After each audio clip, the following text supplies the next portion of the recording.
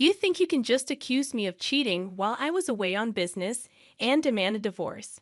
My husband, Jackson, bellowed through the phone. It should have been a jolting moment, but I knew better.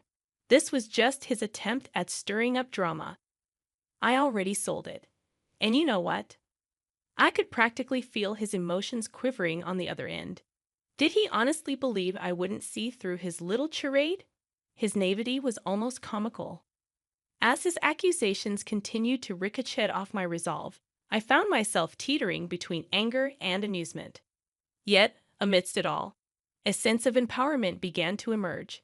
This wasn't just a spat. This was a turning point. This was the moment I decided to take control. I chuckled inwardly at his feeble attempt to manipulate me. And then, as if the universe had aligned, a realization dawned on me. It was my turn to play.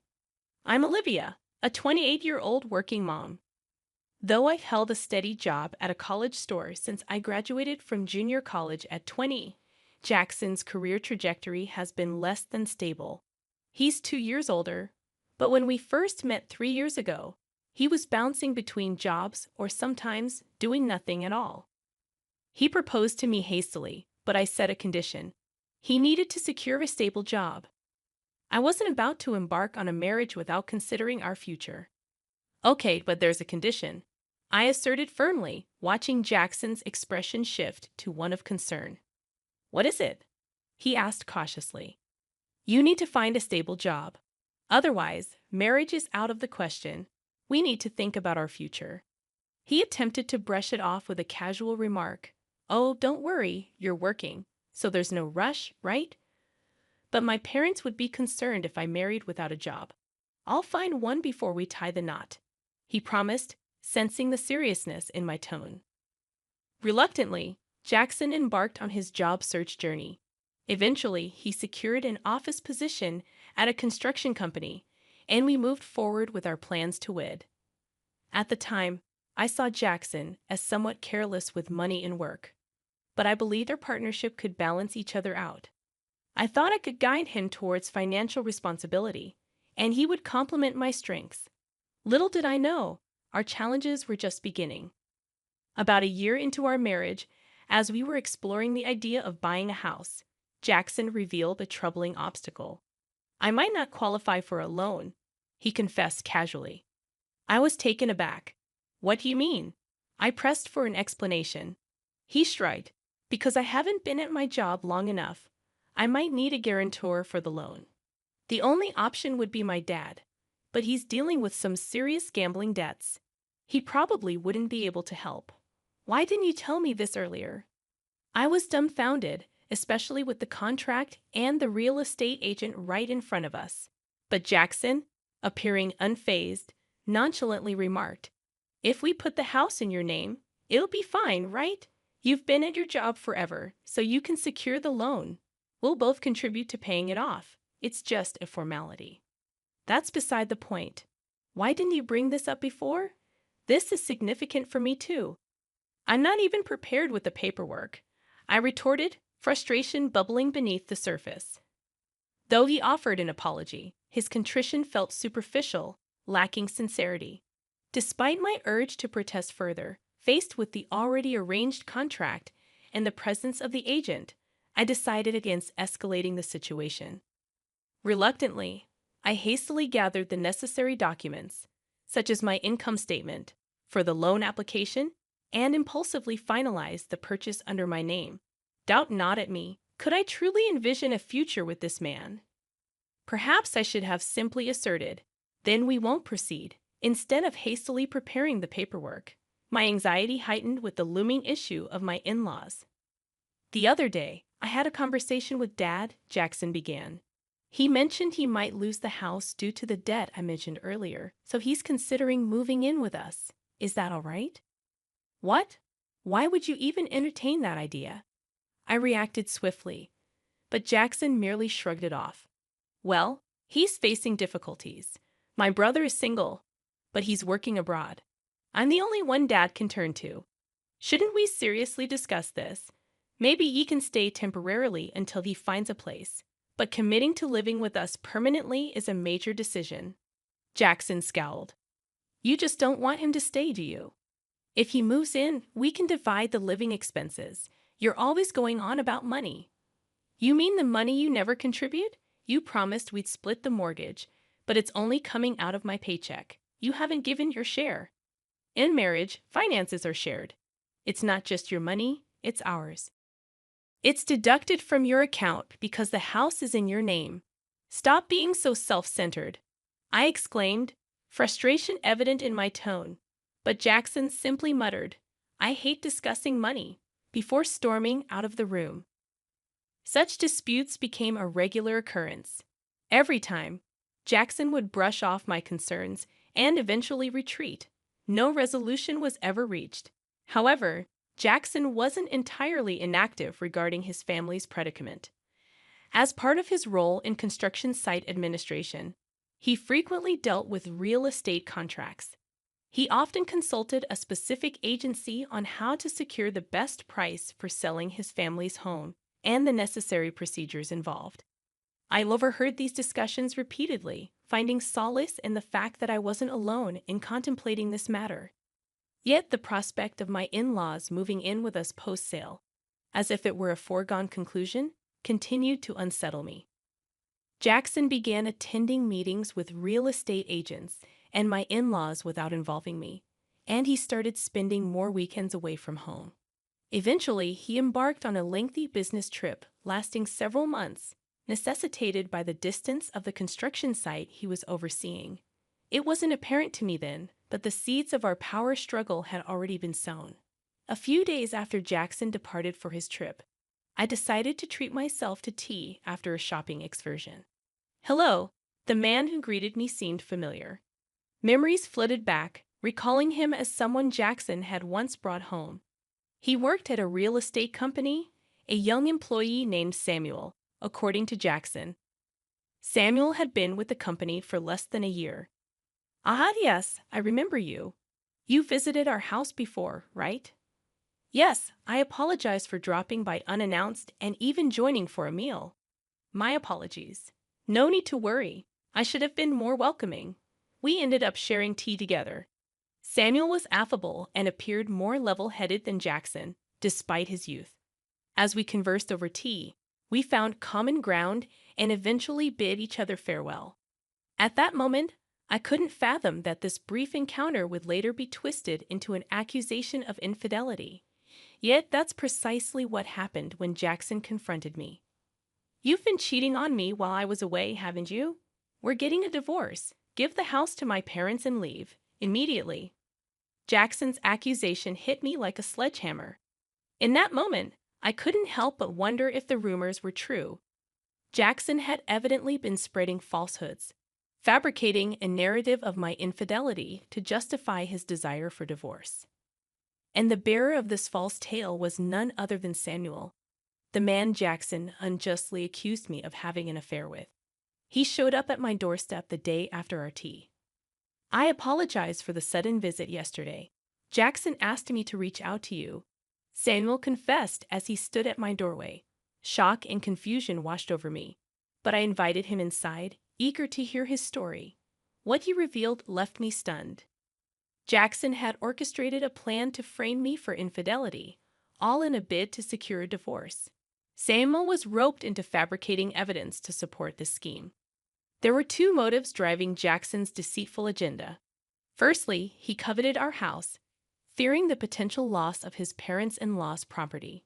Jackson saw cohabiting with his parents as the easiest solution, but my resistance to the idea led him to devise a plan to oust me and claim the property.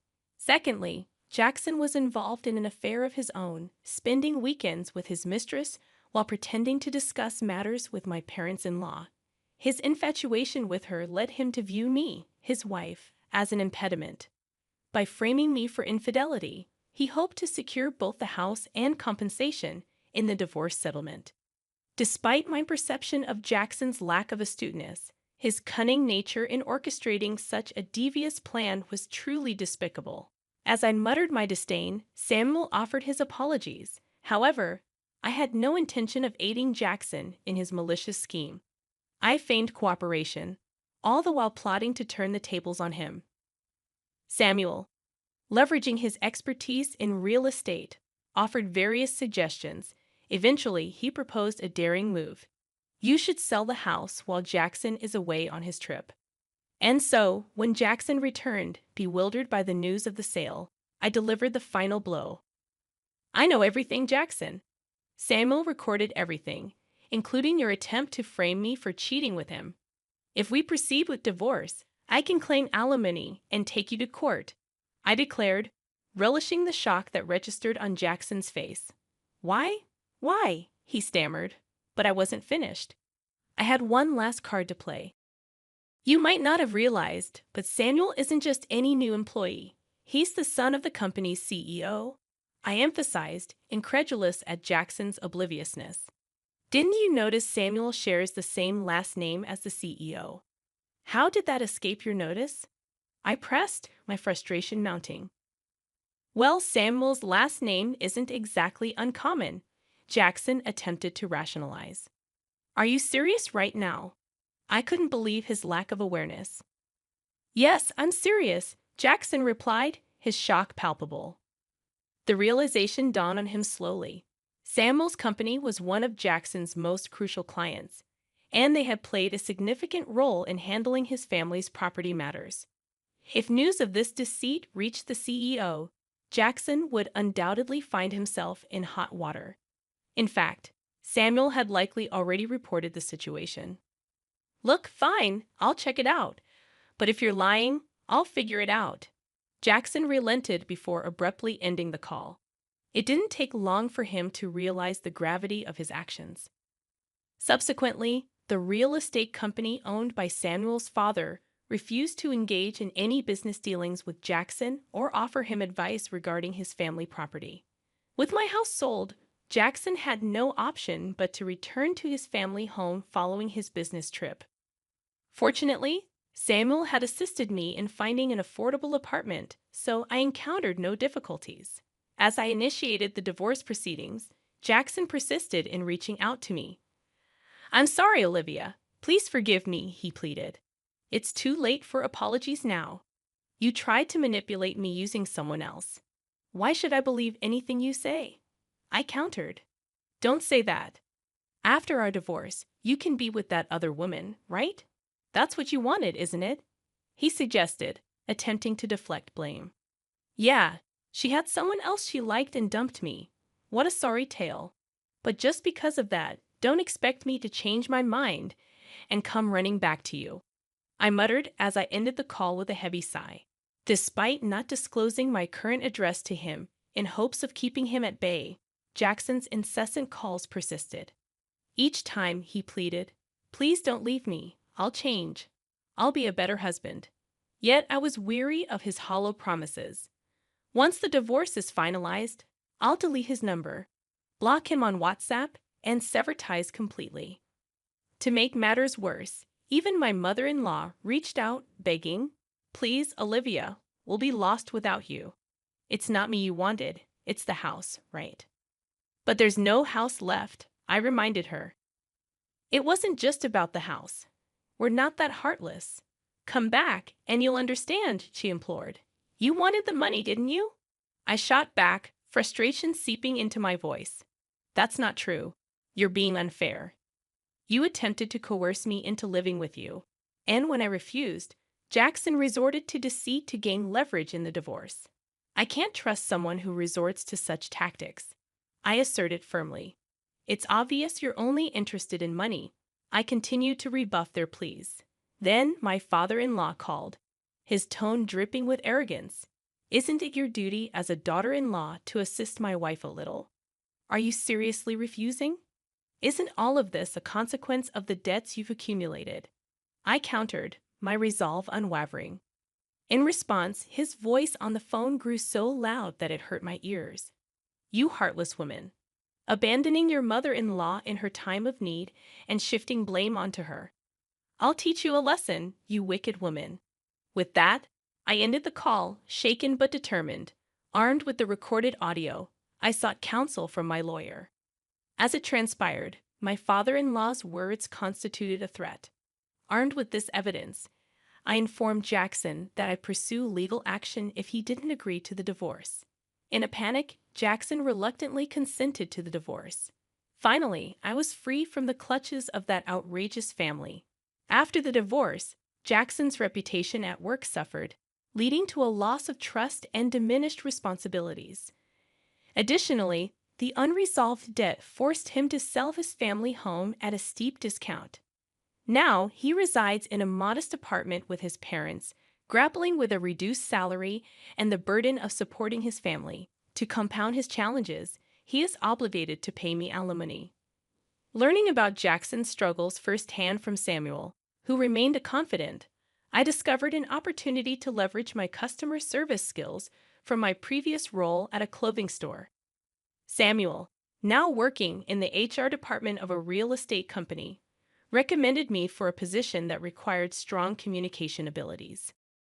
After careful consideration and discussions with Samuel, I accepted the offer and transitioned to the real estate company. Throughout this transition, Samuel and I maintained our close bond, which eventually blossomed into a romantic relationship. After a year of dating, we tied the knot, and I became the spouse of the future company president. Jackson likely never envisioned that the two individuals he attempted to falsely accuse of infidelity would ultimately find love and marry each other. Now surrounded by my supportive new family, including my in-laws, I look forward to building a beautiful life together with Samuel.